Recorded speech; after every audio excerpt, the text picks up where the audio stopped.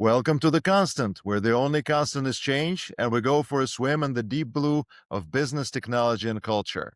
I'm German Dziebel. The Constant is anchored in 3 locations: Silicon Valley, New York, and Riyadh.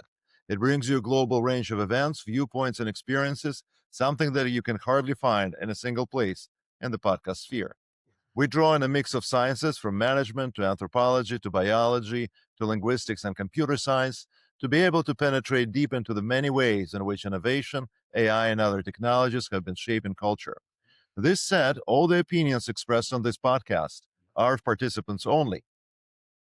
They don't represent opinions of their employers, clients, or business partners.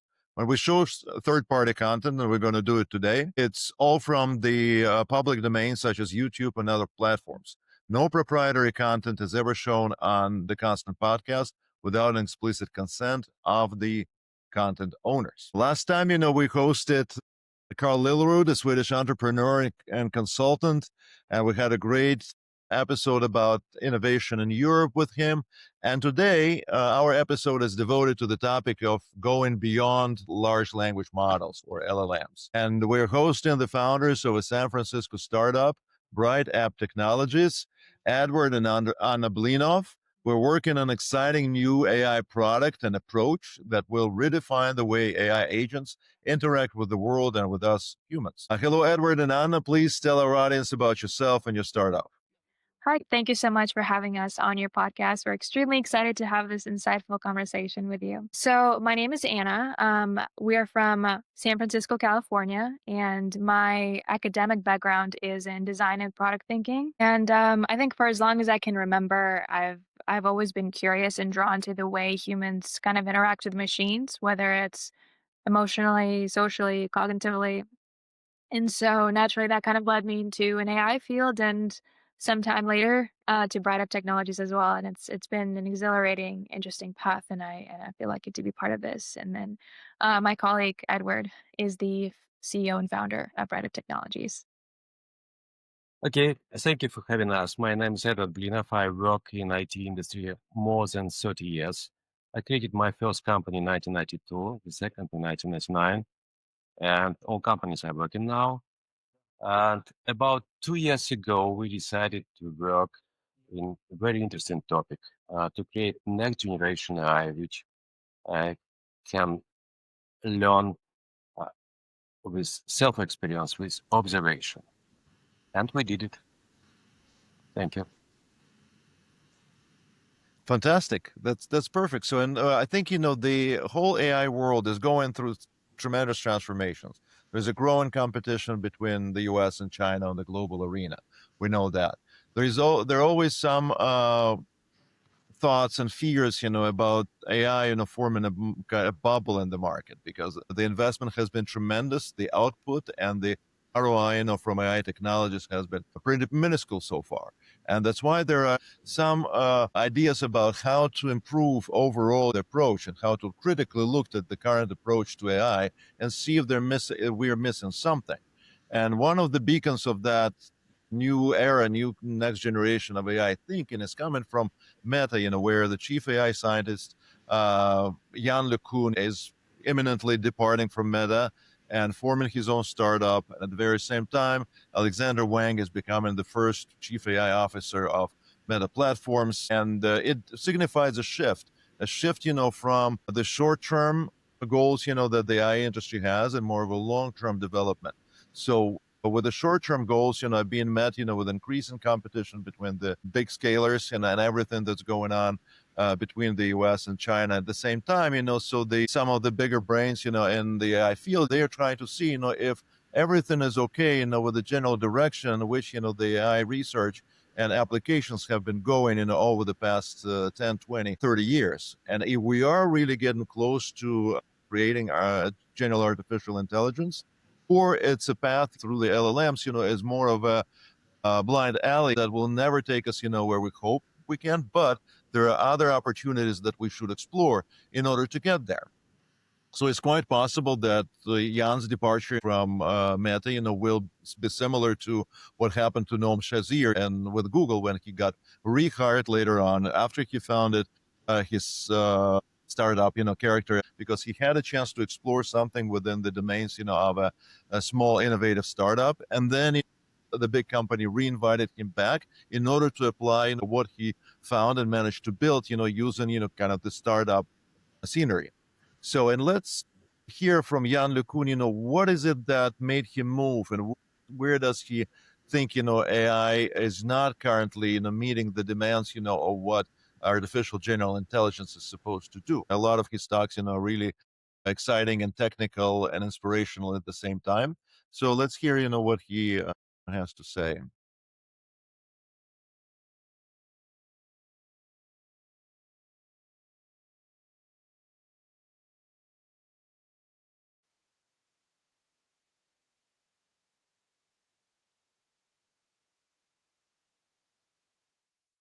The main issue is that current AI architectures and machine learning techniques suck compared to what we can observe in humans and animals. I tried everything: coffee, Pomodoro, and binaural beats, but nothing stuck until I tried this.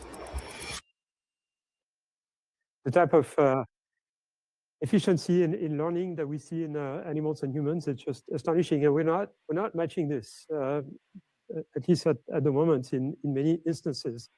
So early on in machine learning, the main technique was supervised learning, and then there was a big fashion around reinforcement learning for a while. Now it's used a lot, of course, to fine-tune large language models, but in themselves, those two techniques are really insufficient. The type of learning that we observe in humans and animals is very different. It's neither supervised nor reinforced, for that matter. It's more like self-supervised learning, or something that has really revolutionized AI and machine learning over the last few years, which, at the principle, the underlying principle are very similar to supervised learning, but there is no clear difference between input and output. I'll come back to this. This works astonishingly well for training a system to understand the structure of sequences of discrete symbols, such as language, code, mathematics to some extent. But the problem is that it only works for sequences of discrete symbols. It doesn't really work for kind of natural signals, self-supervised learning. It starts to work, but the techniques are very different, and that'll be the main topic, really, of this talk. There's other limitations with current AI architectures, which is that the type of inference that they perform is basically feed-forward propagation through a fixed number of layers of some neural net. And that's computationally limited. There's a lot of functions you cannot represent efficiently by just stacking a fixed number of layers of alternating linear operators and nonlinear pointwise operators.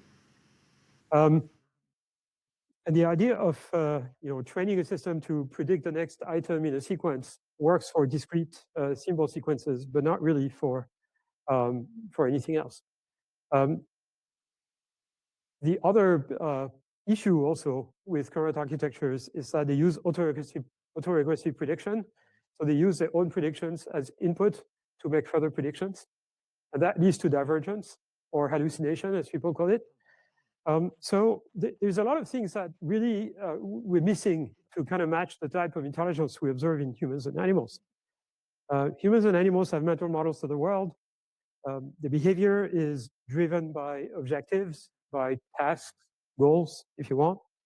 They can reason and they can plan complex action sequences, all things that chatbots and LLMs are essentially incapable of, or at least not to the level that we'd like. So we need systems that understand the physical world, systems that have persistent memory, systems that can plan complex actions so as to fulfill an objective or accomplish a task, systems that can reason. In particular, they can spend more time solving difficult problems than simple problems, and systems that are controllable and safe. Okay, so this list.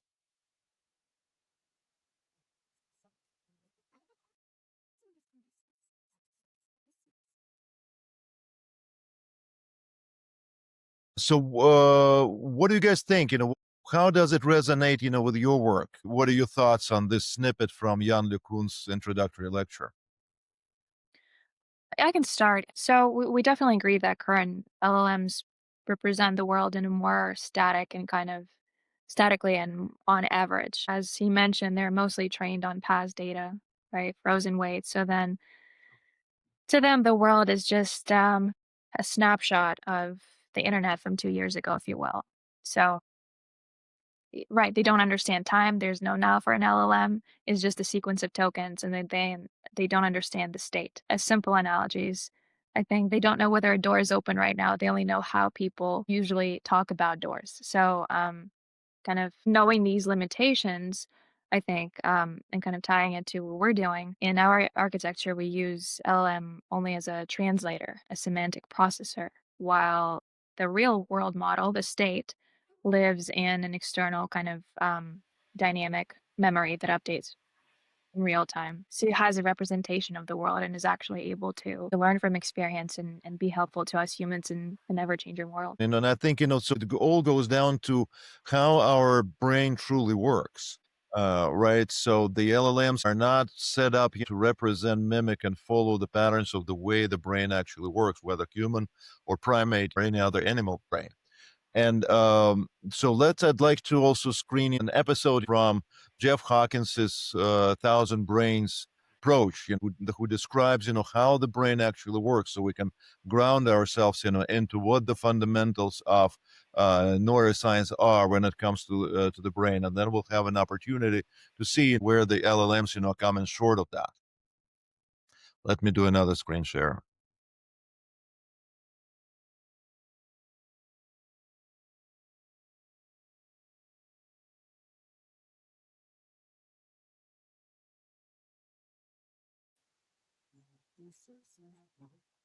This is your brain. How it understands the world and creates intelligence is one of the most important questions of all time. If we want to know ourselves, and if we want to create intelligent machines, we need to first understand how the brain works. This part of the brain is called the neocortex. The neocortex is responsible for everything we consider intelligence: seeing, hearing, abstract thinking, language, arts, and science. It learns a model of the world in your head. The model recreates the structure of everything you know. Everything you do and experience is based on this model. Intelligence is the ability to create this model of the world. But how can a bunch of cells create a model of the world and everything in it? The thousand brains theory answers this question with a surprising insight. Consider a coffee cup.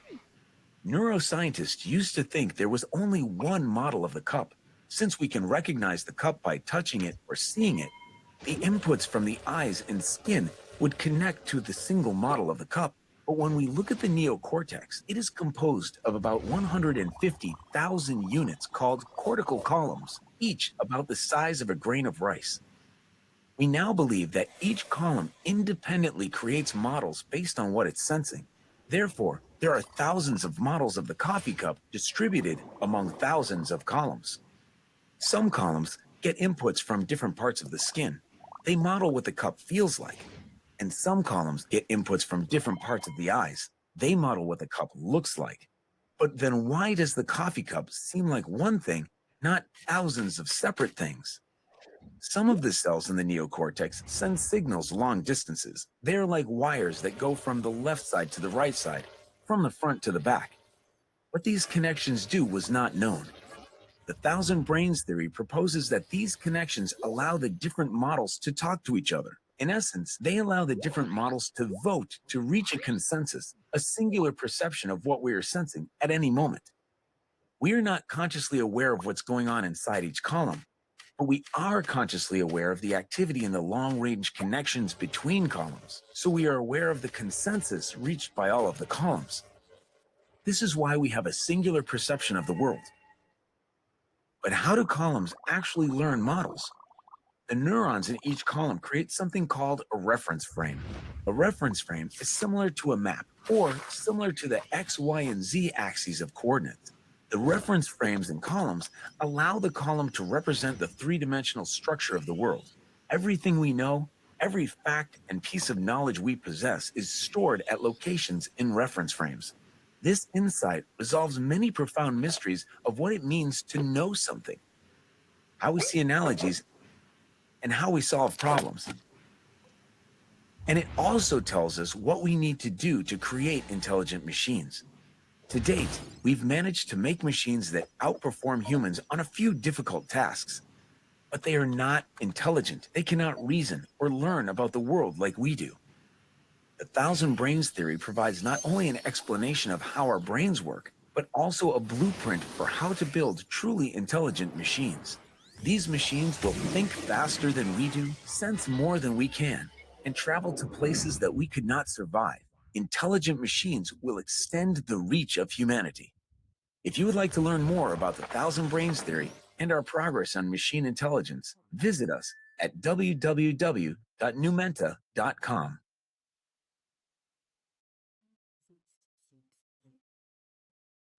So we just heard, from Jeff Hawkins. So what do you guys think? Does it resonate with the way you see the world, out of the Bright App Technology Lab? I can start. I'd like to say that what is LLM? LLM is predicting the next word. It's like word calculator. It's a frozen model. I think the main feature for us humans and animals to adapt to any situation around the world is our possibility to have a dynamic state, learning loop. We create goal, we do some things, some actions, see consequences, and learn through that. If our strategy does not work, we change it. That's why anything, we can see anything tomorrow. There's unique combination, anything. Not predictable situation, but we can adapt to it. And our house cat too. Why? Because we have this dynamic state, which is working online in real time every second. I think it's a big difference between us and between the LLM on the model level, on the current level. Yeah, and to kind of supplement what Jeff Hawkins was saying, he makes a very interesting and crucial point that our brain is not a single kind of monolithic model, right? There's many parallel systems that are constantly working and building our own world model through experience. And that reinforces the idea that intelligence is not a pattern recognition system. It's all about prediction. It's about interaction over time. Where it connects to our work is we don't try to copy the brain literally, but we borrow the principle, right? The intelligence that emerges from multiple modules, if you will, in a live world. And I think that's exactly what today's LLMs still lack, and why going beyond scaling text models matters.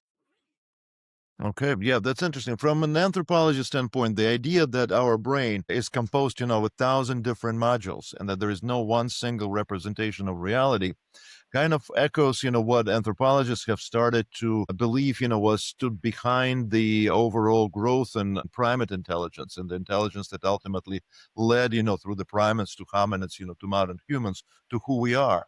Because it's the intense social interaction where people are always constantly exposed, or the early hominids were constantly exposed to a variety of different perspectives. It was not the single perspective on the world that, say, stereotypical chimp, has. It was an ability, growing ability through increased interaction between members of an early human population, increased interaction in all levels, from growing children together rather than, what chimps do, so they wouldn't raise a kid, that's not their biological offspring. What we call cooperative breeding, humans have that from the level of reproduction to the level, of hunting and economics, and everything that the early humans were doing. So they were constantly exposed to different perspectives, from other humans. And that over time, developed, that sort of like 1,000 brains, as if we carry a whole society inside ourselves. And we constantly negotiate and integrate perspectives that are coming from different people and from the different perspectives that our brain, is already trained over thousands of years to generate. So that's all makes perfect sense. What are your inspirations in your work in terms of like who are the big thinkers of the past or present that you follow, who informed the new approach that you're developing for artificial intelligence? I think I can start, and then Edward can supplement.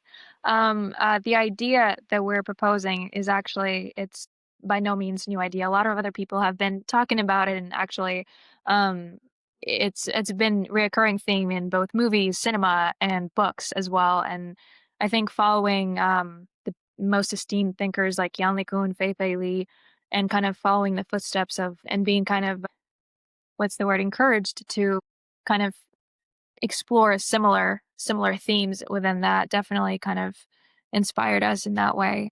Edward, do you want to add a couple words?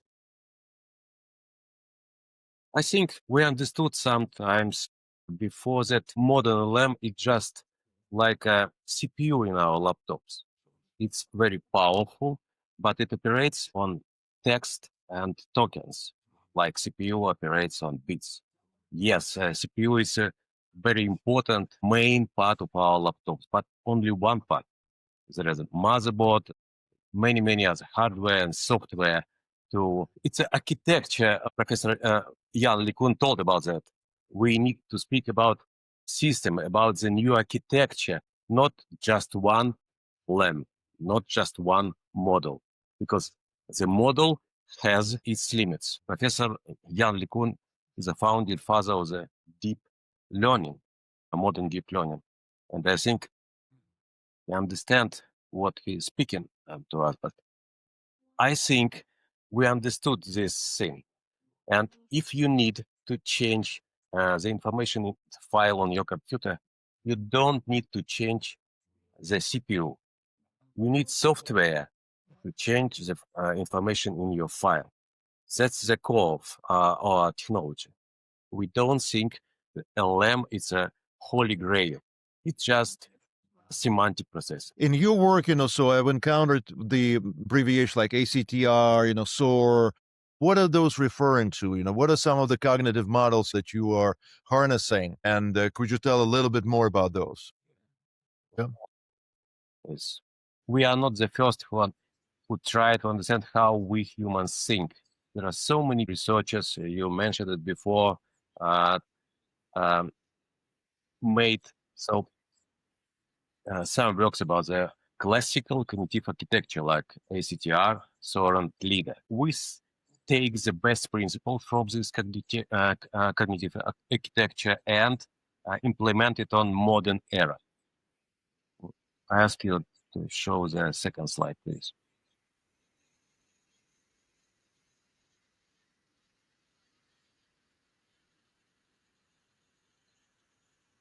We see these principles. ACTR, it's about memory, retrieval. So it's about goals, sub-goals, and LIDA is about dynamic state learning loop, which I mentioned before.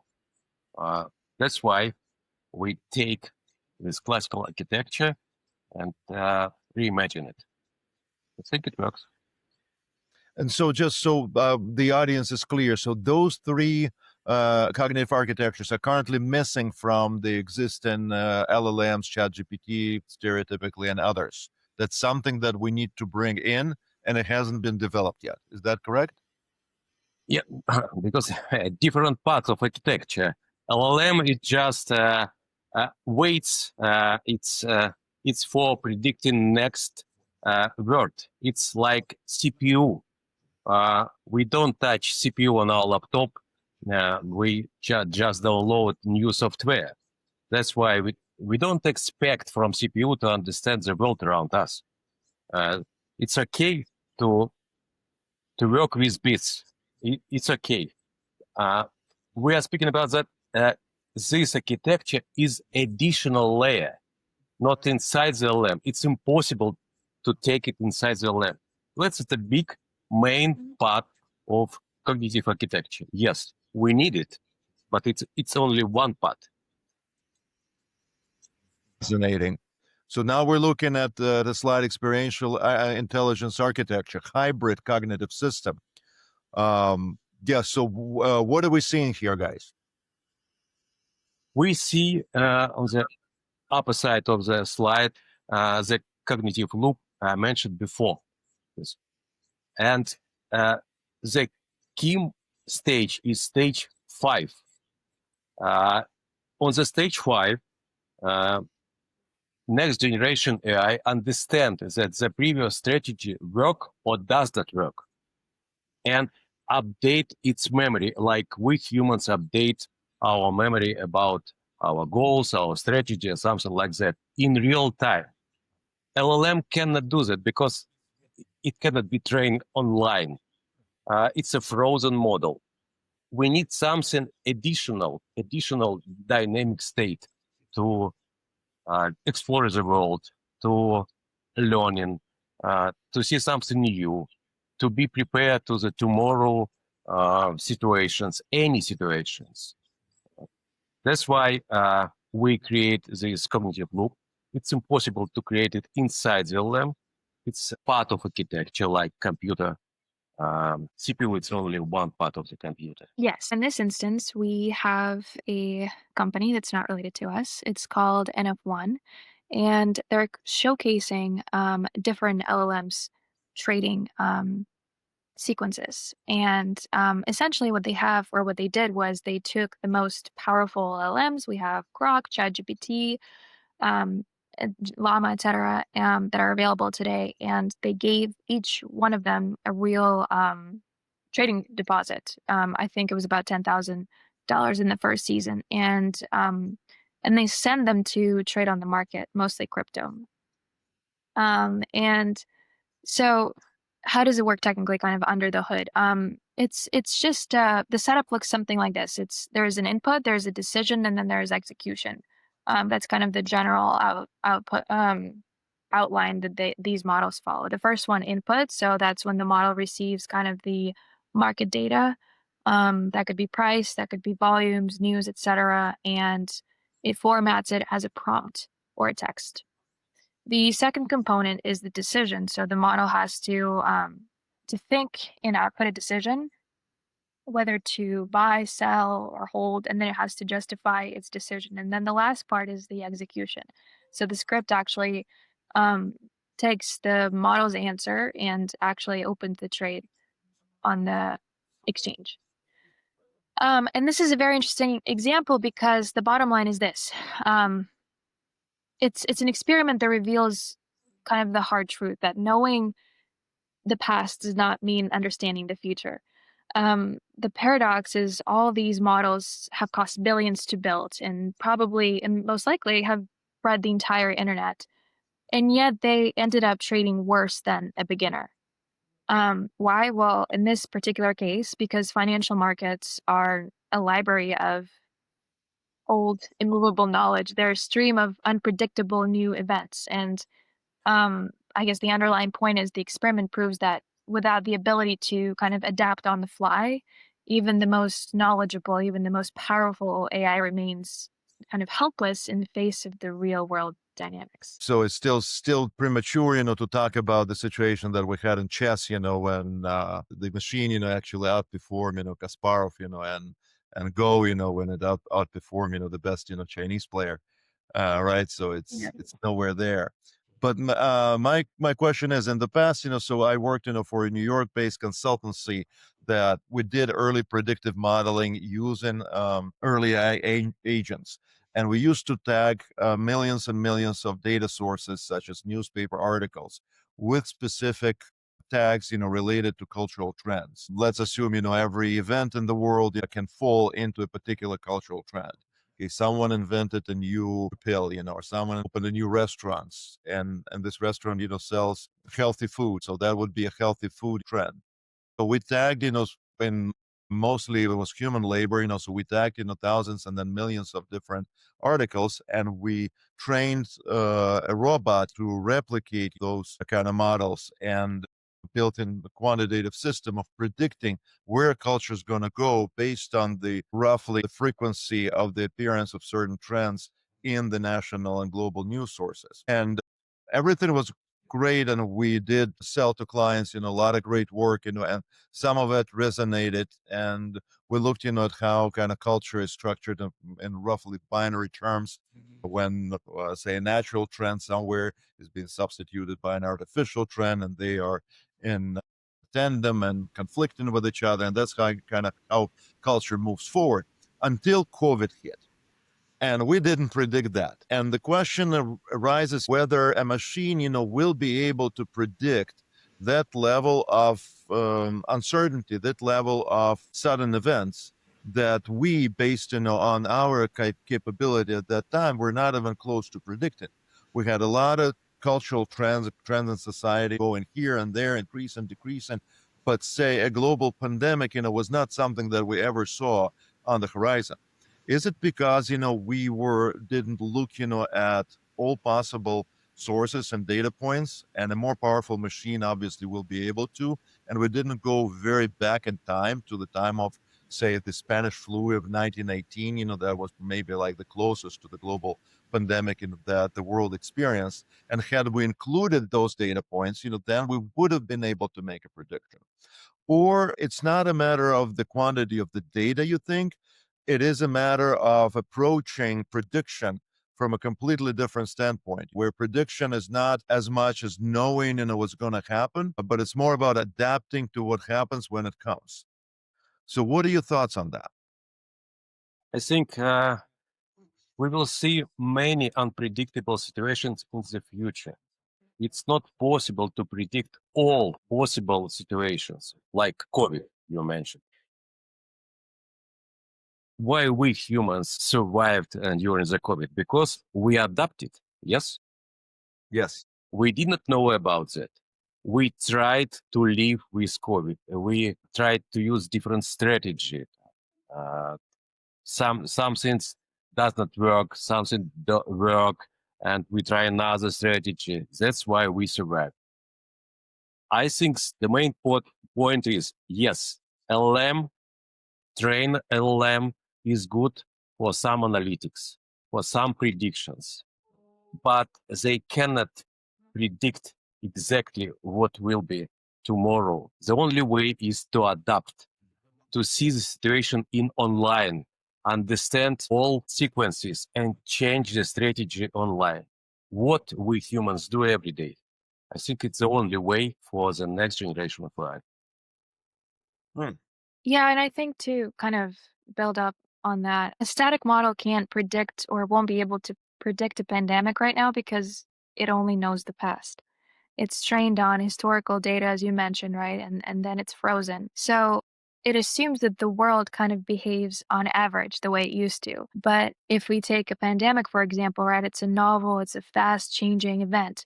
It's a new virus, new behaviors, new policies, new feedback loops, and none of that exists in the training model, in models training data in kind of the right form. So without real-time updates, which current LLMs don't have, a static model just can't see the infection rising now, can't track the behavior changes, right? So I don't know, lockdown or travel or fear. It can't update the cause and effect as the situation evolves. So it keeps reasoning as if the old world still applies. Kind of going into what we've been saying, and what a lot of scientists have been saying before us as well, is that to predict something like a pandemic, a system needs this dynamic world model that updates continuously and tracks over time and revises its assumptions as evidence arises. So, and static models simply can't do that. Interesting. Do you guys believe, and that's we're going a little bit into a philosophical territory, that do you that there are in the new things, or like the French used to say, plus ça change, plus c'est la même chose. The more things change, the more they stay the same. Because the pandemic obviously was not the first time a pandemic occurred. There were prior instances of pandemic, and it probably kind of recurred in our world. It couldn't predict when it's going to happen and the particular form it's going to take, but it did kind of replicate what already happened in the past, and whether it was the Spanish flu or Ebola, the pandemics, that were happening. Or let's look, at all the fairy tales, that we used to read, when we were little, or even the early science fiction novels, even long before, the humans went to the moon. So Jules Verne, could write a novel about going to the moon without having zero capability, to ever achieve the moon, back in the mid 19th century. Even right now, so I saw the new innovation from, I think, United Arab Emirates, this flying chopper, so that flying kind of taxi that reminded me so much, of the stereotypical flying carpet from the Scheherazade stories, as if humans, everything that's new is really forgotten old. Sometimes we say that as well. We have to forget something, in order for it to recur, because so there is, and I'm still not sure. I have no answer to that, but does the world generate new things, or it only retrieves them from some sort of like global collective memory and puts them back in front of people, wrapped up in a new wrapper? Let's put it this way. I think from a philosophical point of view, I think there could be two cases. I think there's definitely a possibility that there's new recurring cases that are happening that haven't happened in history. But I think the central point, especially when we kind of tie it to AI, is its ability to adapt to these changes. And I think a lot of the living systems right now, right, it's not so much about pattern matching, right, as we can see in current LLMs, but more of seeing how to adapt to these different changes. And so that's my opinion. Maybe Edward can supplement. Uh, I- I'd like to add only one thing. Uh, I think we all have illusion about LLM and artificial intelligence.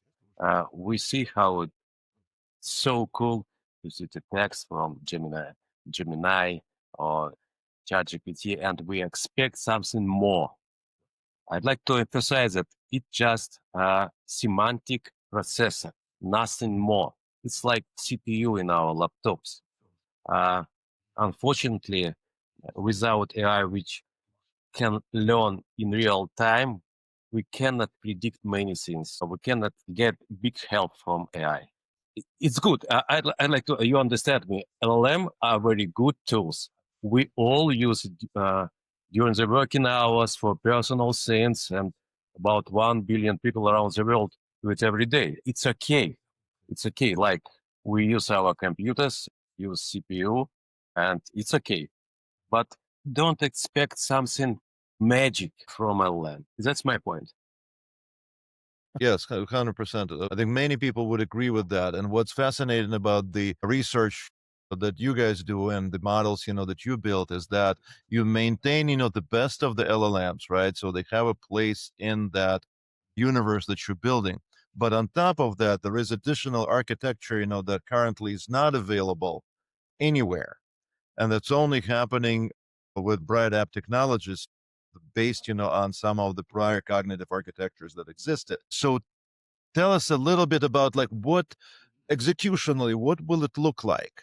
Will it be a chat bot, or is it currently, will it be an avatar, will it be a general approach, just a system of interaction, between the machine and the world and the humans, so that our listeners and viewers, can kind of visualize it a little bit. What should they expect to see on the market that will have an LLM core, like a semantic engine, surrounded, by that perception based information processing, that you guys are building?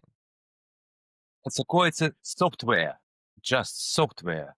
You can use it in any domain you want. For example, robotics, finance, B2B platform, corporate environments, consumer and user products, where you want. For example, the corporation want to use AI in the office. For right now, with our technology, it's not necessary to have a big architecture, to have dependencies with big corporations, big models. You only need to start process like hiring new member of your team. And it learns fast, it costs less, and will be always up to date. It's so easy to have AI in your corporation. It's very helpful. It's up to date AI. You don't need big models.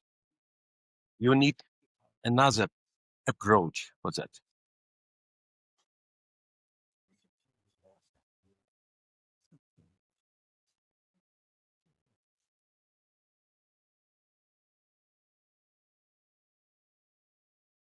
Truly.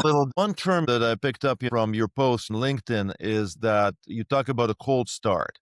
It's very hard for corporations, and we know that's one of the challenges with adopting AI, to actually start using it, to actually bring it into the ongoing human workflow. And what you just said, Edward, resonates very strongly with me, that you don't need, the big machines. So there are ways, and you guys at Bright App Technologies, you can help corporations, companies, and individuals, to get into AI, through a much simpler system that they will need, only for the little task, at hand. And then as their task, become more complex, then they can bring, the full power of LLMs, to help them. Is that how everybody should understand it? Yes, yes. For example, you hire young engineer right after the college. It's not it's an experience. But if you take this engineer, connect with experienced engineer, and for example, in a month or in a year, this guy will be more smarter, more experienced. The same situation with AI. If we connect AI to other experienced team, and AI understands the goal, understands the action, and sees the consequences, and learns through that. That's very easy to get AI for your corporation without any expensive data sets, with million examples, tests, with big architecture. Maybe you don't need big model. You need something small, lightweight. It's cheaper. It's faster. Yeah, you're absolutely right that cold start is a problem, and because systems initially begin with no kind of lived experience of the current world, right? So a static or a freshly deployed model starts with this generic knowledge, right, that averages from the past, but it doesn't actually know the environment, the users, today's conditions, if you will. So its early decisions are often always wrong, slow, or even cautious. And humans don't really have a cold start, because when you enter a room, you kind of immediately look around, you update your understanding and sort of adjust your behavior, and in that way you sort of build context quickly, right? And then what Edward was saying is that traditional AIs can't simply do that, because until it's retained or fine-tuned, it keeps behaving as if nothing has changed. So a system that with a dynamic world model reduces cold start because it absorbs immediately.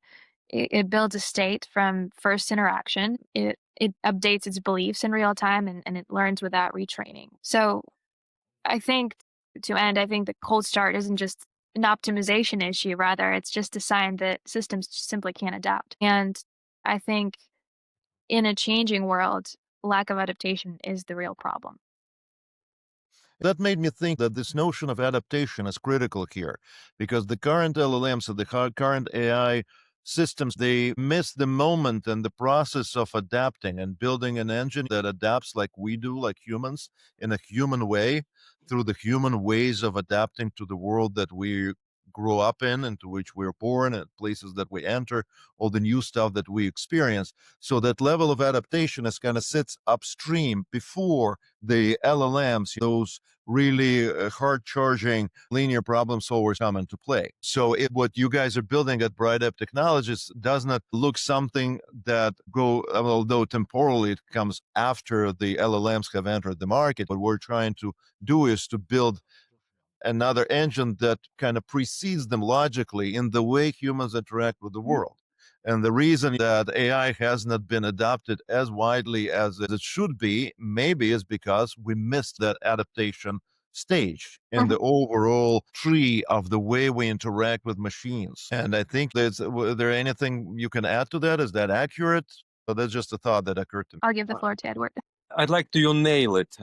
It's interesting thing that we have so smart LLM, but we need to give small, very low-level instructions to do that, to do that. But, for example, we humans can create high-level goals. For example, make money, get success, survive, something like that. LLM cannot do that because it's so many limitations about that.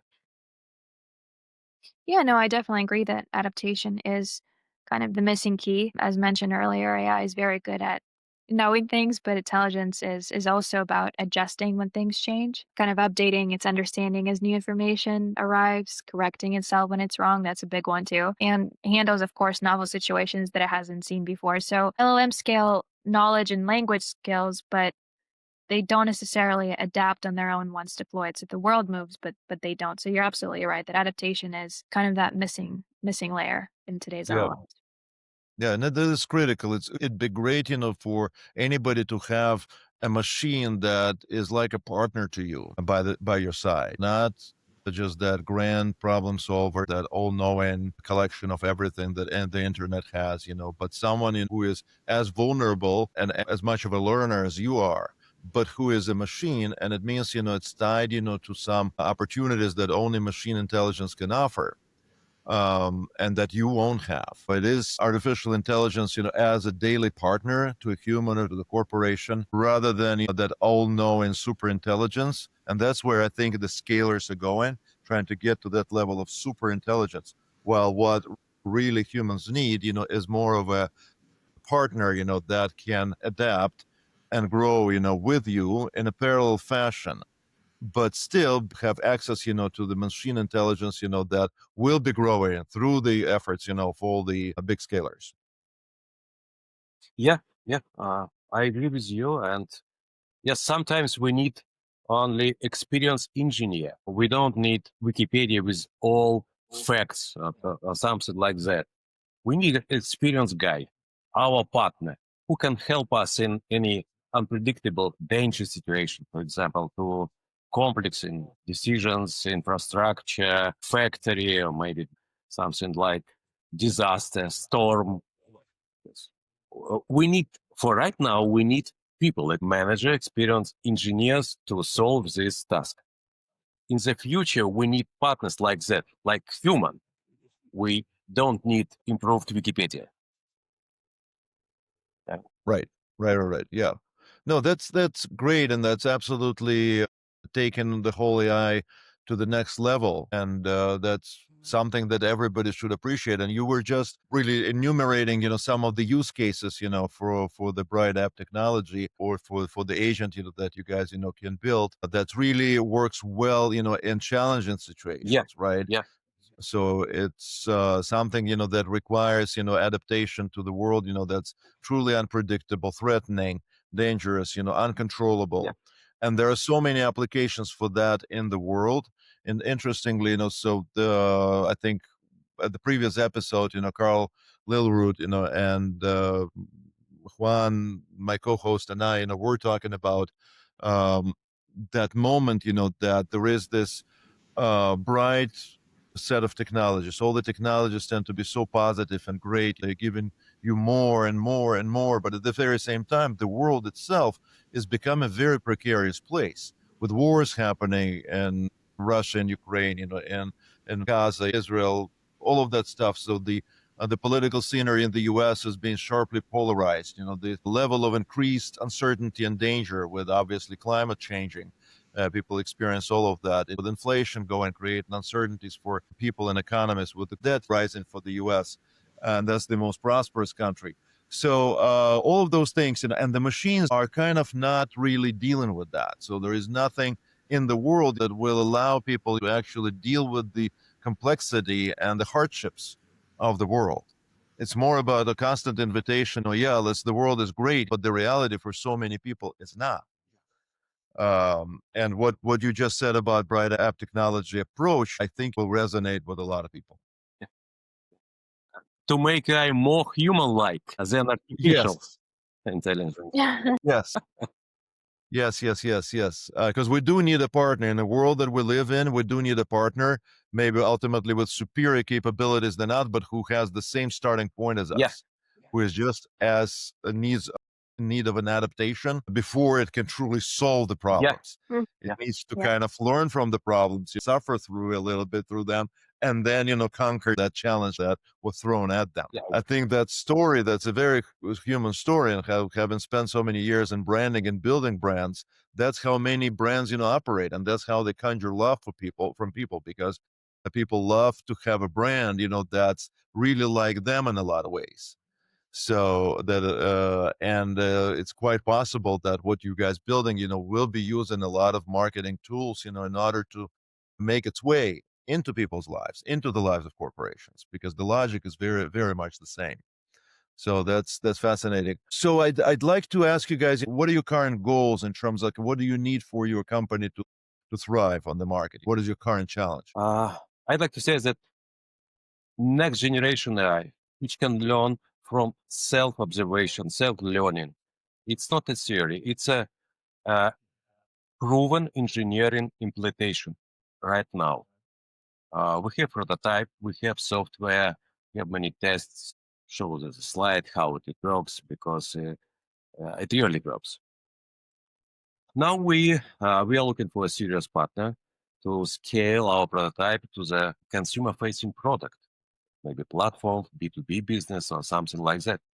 That's at this point. Our technology make it possible, and it's proven technology. We did it. How do you see Bright Apps technologies, say, like 10 years from now? And the current snippet of reality, so imagine, we are those machines that are learning from the world, so we have this big competition happening with AI in the US and China. So there are like different layers of AI, from electricity to chips to infrastructure to models to executions, applications. So there are all this this big world that has been built already. So where do you see Bright App Technologies 10 years from now in that complicated world of AI? Right now we have a technology. Technology can be implemented in any domain, from robotics to corporations to anything. Yes, I think we will start with something, for example, a B2B platform or something else. I don't know exactly for right now. It's so many options. But I think, yeah, I agree. It will be very fast process, that if people understand that corporation understands that they don't need big models, big corporations. They can create so useful, so good experience AI right now in its environment, in its office. I think it's a game changer. I mean, I think, it is also a trend, because if you obviously guys know Liquid AI and startup, that tries to bring, LLMs, on the level of a device. Again, trying to make LLMs useful, helpful, more simple by dislodging them, from the big servers, and placing them literally into the hands of consumers, because the adaptation of AI, is a problem. And all the lab results, are getting better and better. So GPT 5.2, already can perform better, than human experts in a variety of different fields in 70% of the tasks. The previous iterations, 5.0, is capable of outperforming humans in the same areas of life, only at 38% of the tasks. So it has grown dramatically. So it looks like, it's so much better than humans, but then where's the application? How come we're not seeing it kind of anywhere? It still exists in that academic business environment, in a very kind of ivory tower of its own that it built, and it doesn't trickle down. Why? Maybe because, to your point, what they're missing piece, the adaptation, the simplicity, this system that has a different architecture, that architecture that's inviting users, to come in, that starts where the users are and not, where the machines are. So I see like a definitely, a big, bright future for Bright App Technologies, because there is a niche, and it's just so let's cast the iron where the iron is hot. Thank you very Exactly. much. Thank you. All right. Thank you guys. Thank you so much. It was a pleasure. Take care. It was a pleasure having you.